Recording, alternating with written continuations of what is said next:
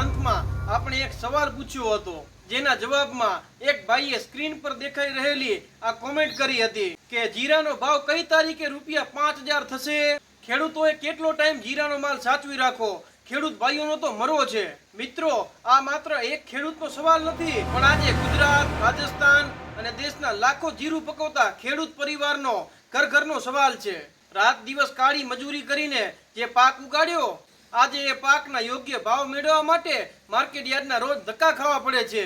ખેડૂત મિત્રો, આજે આપણે કોઈ અફવા નહીં, પણ એશિયાના સૌથી મોટા મસાલા માર્કેટ એટલે કે ઊંઝા માર્કેટ યાર્ડના સાચા ભાવો સાથે બજારનું આખું ગણિત સમજીશું કે શું ખરેખર જીરાનો ભાવ ₹5000 સુધી પહોંચશે અને કેટલે સુધી માલ સાચવી રાખવો. ખેડૂત મિત્રો, આજનો આ વિડીયો ખૂબ જ મહત્વનો રહેવાનો છે, એટલે વિડીયોને 1 સેકન્ડ પણ સ્કીપ કર્યા વગર છેલ્લે સુધી જોજો. દર્શક મિત્રો, સૌથી પહેલા અફવાઓથી દૂર રહીને બજારની સાચી કિંમત સમજીએ. જો આપણે એપીએમસી ઊંઝાના આજના સત્તાવાર જીરાના ભાવો ઉપર નજર કરીએ તો જીરાનો પ્રતિ ક્વિન્ટલનો ભાવ ₹17,300 થી શરૂ થઈને સારી ક્વોલિટી માટે ₹20,650 સુધી ચાલી રહ્યો છે. એટલે જો આપણે મણના હિસાબે ગણીએ તો 20 કિલો જીરાનો ભાવ ₹3460 થી લઈને ₹4130 ની સપાટી ઉપર રમી રહ્યો છે. ભાઈઓ, ગયેલા વર્ષોની ભયંકર તેજી જોઈને આ વખતે પણ જીરાનું ઉત્પાદન બહુ મોટા પાયે થયું છે અને સામે અત્યારે નવી લેવાલી ધીમી હોવાથી બજાર ₹3500 થી ₹4200 ની વચ્ચે અટકી ગયું છે. એટલે ખેડૂતો જે ₹5000 ની આશા રાખે છે તે આજના મોંઘા બિયારણો, ખાતરો અને મજૂરી સામે બિલકુલ વ્યાજબી છે. ખેડૂત મિત્રો, હવે મુખ્ય સવાલ એ છે કે કઈ તારીખે જીરાનો ભાવ ₹5000 થશે? દર્શક મિત્રો, કોમોડિટી બજારમાં કોઈ જ્યોતિષની જેમ ચોક્કસ તારીખ આપી શકાતી નથી, પણ આપણે બજારના નિષ્ણાતોનું ગણિત સમજીએ. મિત્રો, અત્યારે જે જીરાનો ઊંચો ભાવ ₹4130 સુધી પહોંચ્યો છે, તેને ₹5000 સુધી જવા માટે હજી પણ મણે ₹800 થી ₹900 સુધીનો સુધારો જોઈએ છે અને ₹800 થી ₹900 સુધીનો સુધારો મેળવવા માટે આ બે પરિબળો ખૂબ જ મહત્વના છે. પહેલું, ચાઇના અને વિદેશી દેશોની નિકાસ ખુલવી. જી હા દર્શક મિત્રો, જો વિદેશમાંથી અચાનક જીરાની મોટી ડિમાન્ડ આવશે તો ઊંઝામાં સ્ટોકિસ્ટો જીરાની વધુ ખરીદી કરશે, જેથી જીરાના ભાવમાં ધરખમ વધારો આવશે. બીજું, તહેવારોની સિઝન.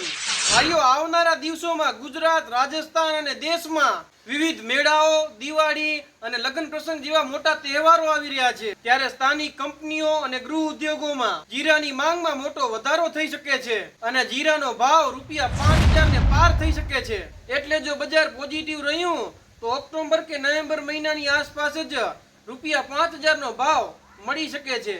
બાકી ત્યાં સુધી આવી મોટી તેજીની શક્યતા ખૂબ જ ઓછી છે. દર્શક મિત્રો, બીજો મોટો સવાલ એ છે કે જીરાના માલને કેટલો સમય સુધી સાચવી રાખવો.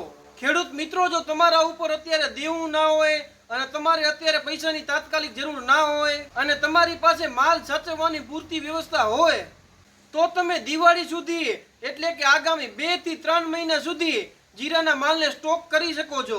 પણ મારી એક સલાહ યાદ રાખજો ખેડૂત ભાઈઓ, તમારો બધો માલ એક સાથે રોકીને જુગાર ના રમતા, કારણ કે બજારનો નિયમ છે કે જેમ જેમ ભાવ વધે તેમ તેમ ટુકડે માલ કાઢવો જોઈએ. જેમ કે અત્યારે જીરાનો ઊંચો ભાવ ₹4130 છે અને કાલે જો ભાવ વધીને ₹4400 થી ₹4700 થઈ જાય તો તમારો 25 થી 30% જેટલો માલ વેચીને રોકડી કરી લો.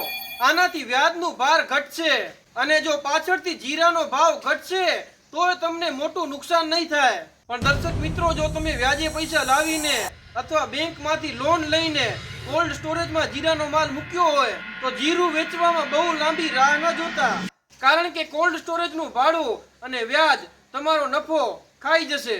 ભાઈઓ, તમે સોશિયલ મીડિયા ઉપર ઘણા લોકોને વ્યૂઝ મેળવવા માટે જીરું ₹10000 થશે એવી ખોટી અફવા ફેલાવતા વિડીયો જોયા હશે, માટે તમે એમના ભરોસે બેસી રહીને તમારું દેવું ના વધારતા અને તમારી નાણાકીય પરિસ્થિતિને ધ્યાનમાં રાખીને તમે યોગ્ય નિર્ણય લેજો. દર્શક મિત્રો, આપણા આ ખેડૂત ભાઈએ એમની કોમેન્ટમાં એક ખૂબ જ વેદના દર્શાવતી વાત લખી હતી. તેમણે છેલ્લે લખ્યું હતું, ખેડૂત ભાઈઓનો મરો છે. ભાઈઓ, આ શબ્દોમાં એક ખેડૂતનું દુઃખ છલકાય છે.